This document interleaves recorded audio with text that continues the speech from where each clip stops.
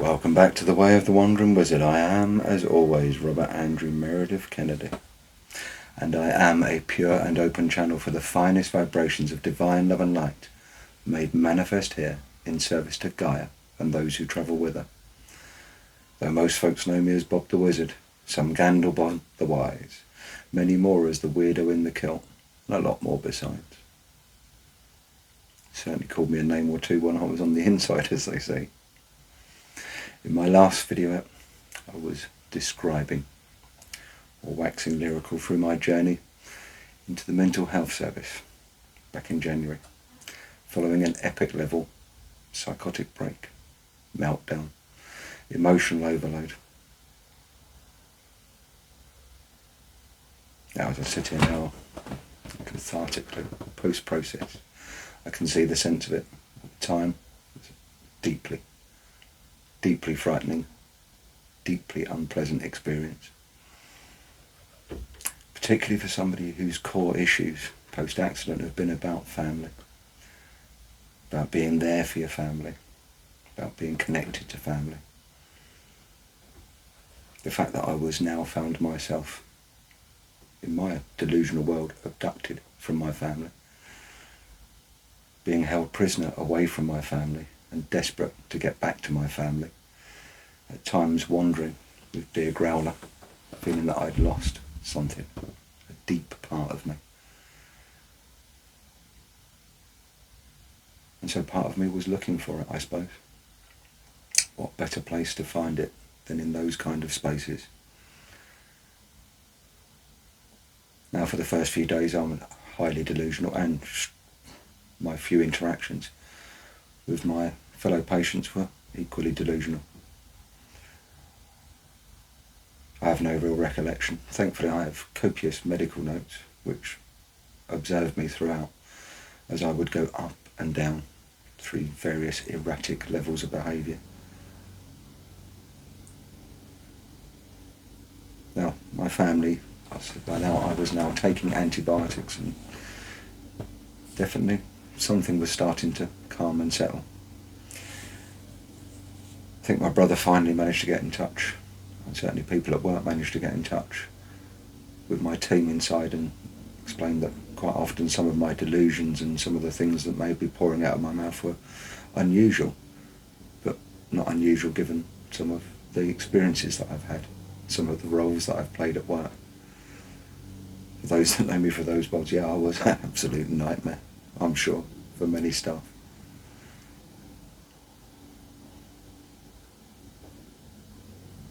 I said I certainly had a few moments certainly remember, it's on my report, getting quite incensed about religious texts, caring for that kind of side, for games that hadn't been correctly assembled, all kinds of weird things. Apparently I spent quite a lot of time pretty much performing my role at home here.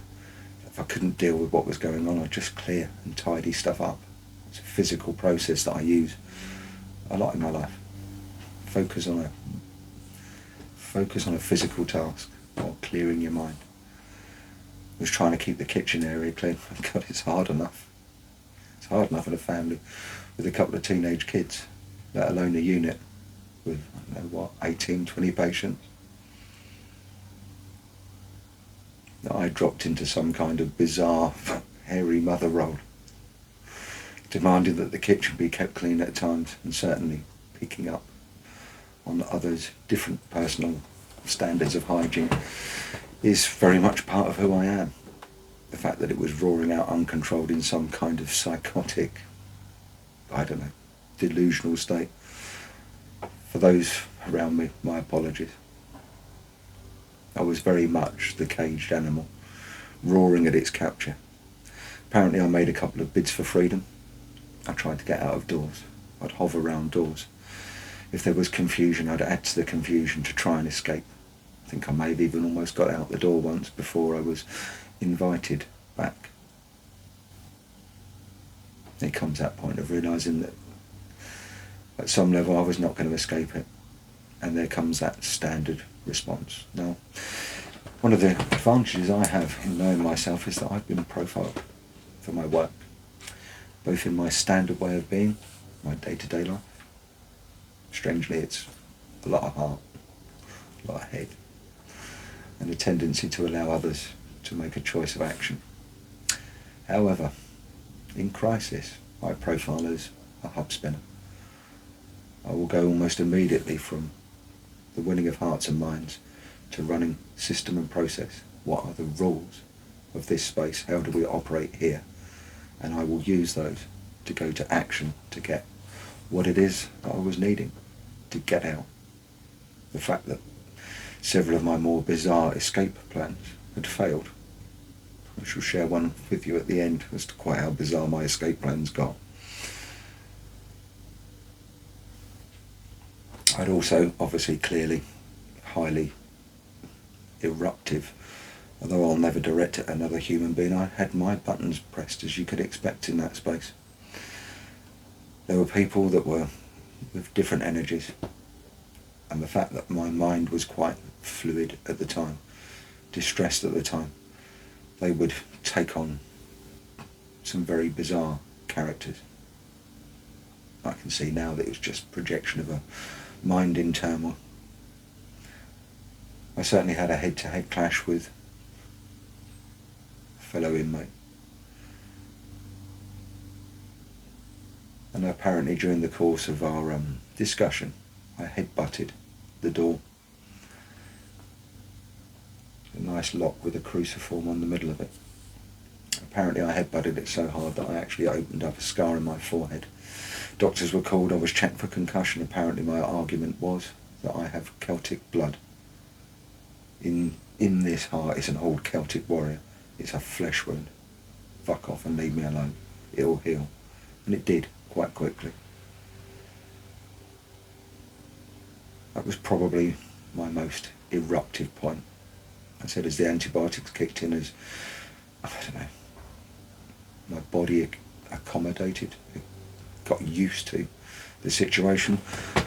As per my response, I could not get out, so I followed back in. I'd try and win hearts and minds, try and negotiate with somebody. If I couldn't negotiate, give me the paperwork.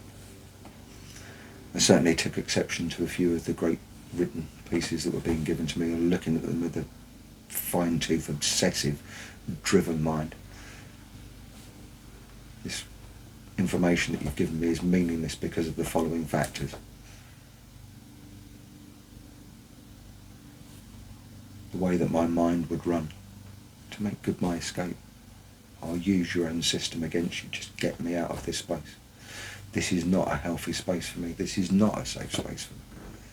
In the institution. Here it is.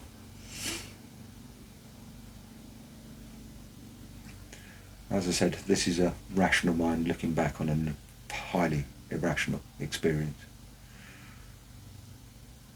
The point at which I got back into the room, so to speak, the point at which I got back into the room was very much after my brother and various others had spoken and said that, I will not reset, I'll hold a state.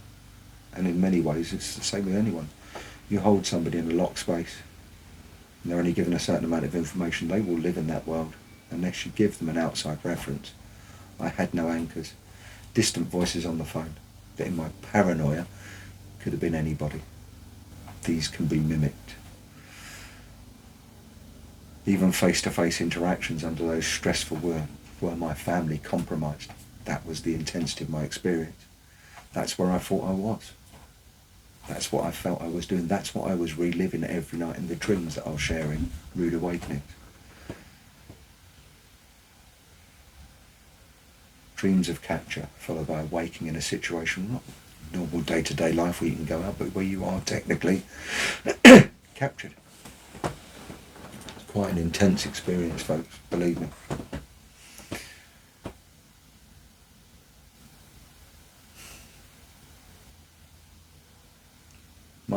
Back in the room as I skirt round. Eventually I was a good boy.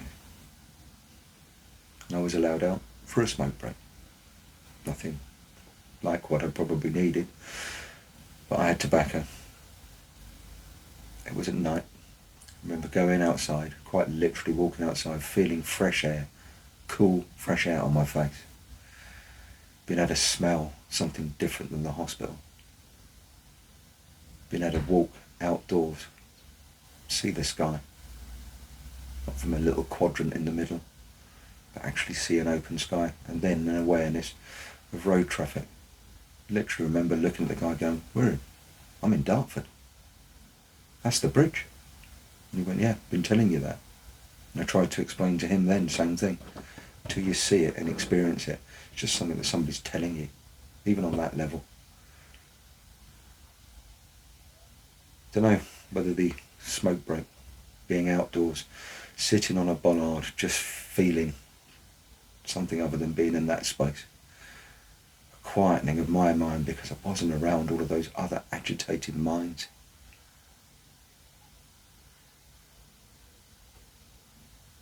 It helped.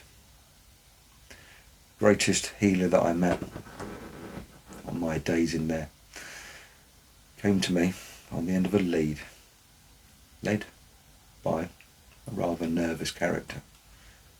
I was sitting down. I put my hand out and asked him, could I stroke his dog and say hello? Bless him. Looked at me and went, you can try, but she's a bit skits. I laughed and sat there and said to him, so am I. I'm inside that ward and this is my handler. He laughed. I think he'd had a fair few experiences himself with those states of mind, shall we say. The dog, bless her, was just all over me, and in that point of contact with just something as normal as a dog. Something that I'd strangely had asked for while I was inside. I wanted to meet the therapy dog, to try and ground, understand, regain my life. The fact that that had been denied me was also another little point at which I may have kicked off. I didn't help myself, folks. I'm a bit like that. I'll take the shit, and if I'm going to get my reward of a smoke break, a chance to be out in nature with a dog, that's what heals me. And when that is denied because I haven't been a good enough boy, it can be a little reactive. And I make no apology for that. It was that point that I was like, right, the medication regime had calmed, the antibiotics were kicking in. The only way I was getting out of that space and getting home was as if I complied. I understand myself well enough, the fight was out of me. I knew that I couldn't physically fight my way out. I'd had a few stand-tos, beaten my chest, got my point across, probably on account of the fact that I'd been physically overpowered. My old man said, doesn't matter how big, hard you are, or how much of a magician you think you are, 4 trained men will take you down. It's a hard thing for a big bloke that's always been probably the one that's calming people down. Nice bit of karmic payback. It's interesting to be on the other side, shall we say. Of course my physical body would react to that. We all do it, and we've been overpowered. I understand that now. Strange it's why it didn't blow out. Probably on account of all that training. Burnt it all through before.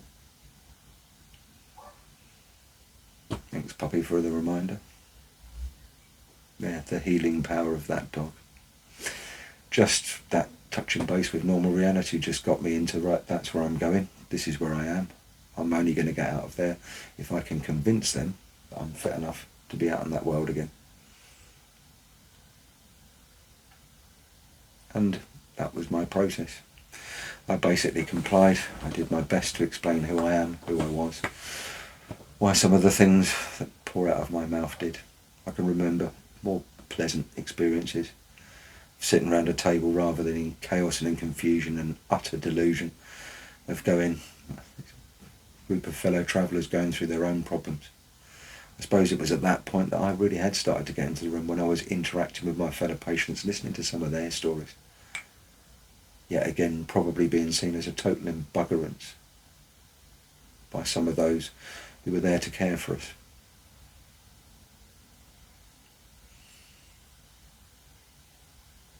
Now there are a few folk, as I said, that were absolutely exemplary for me in there.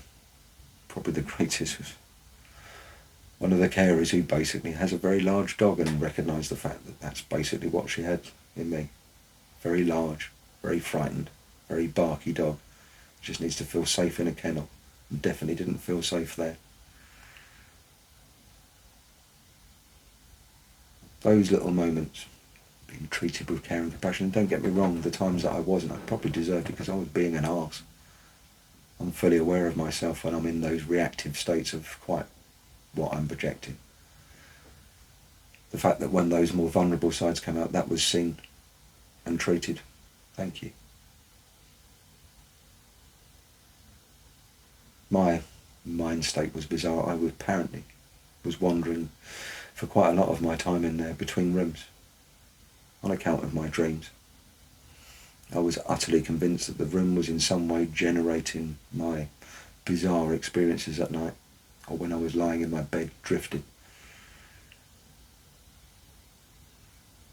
I tried to move rooms a number of times. I certainly didn't want to be, strangely, in room 1. I don't like to be number 1. I'd happy to be number 3 or 2. And that was playing out in my weird dreams. So the fact that my headspace was playing out in my poor little reality.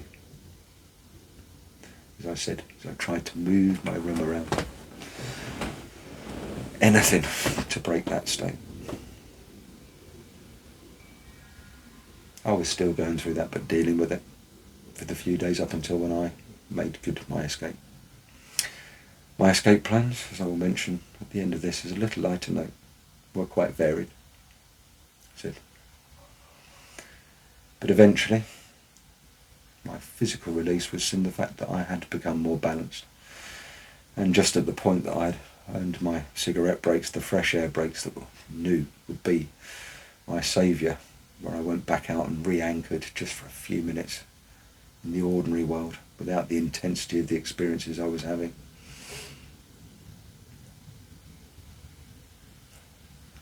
I managed to test positive for COVID and was then locked in my room.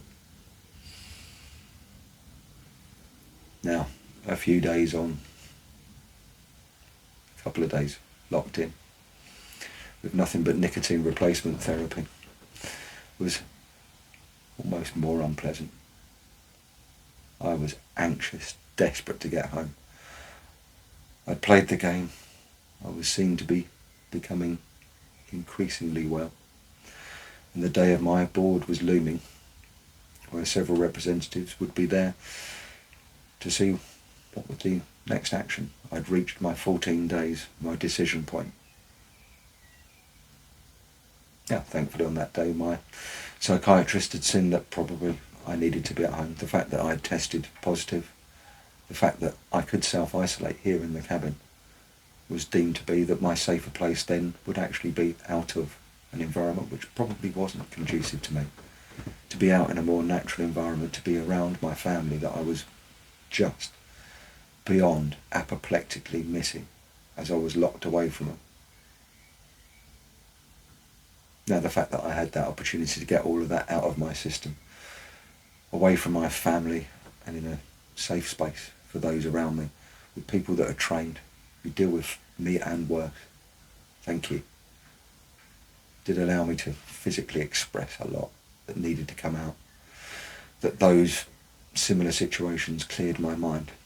That's something that I'll share in future episodes. Rude awakenings, as I've mentioned several times. That's me making sense of the nightmares, shall we say. My return home, I shall cover probably just before rude awakenings. But needless to say, at this point in my journey, I've now been released, desectioned, deemed to no longer be a threat to myself or those around me, and very much an anxious, worried dad wanting to get home to his family, which is where I found myself in our next chapter.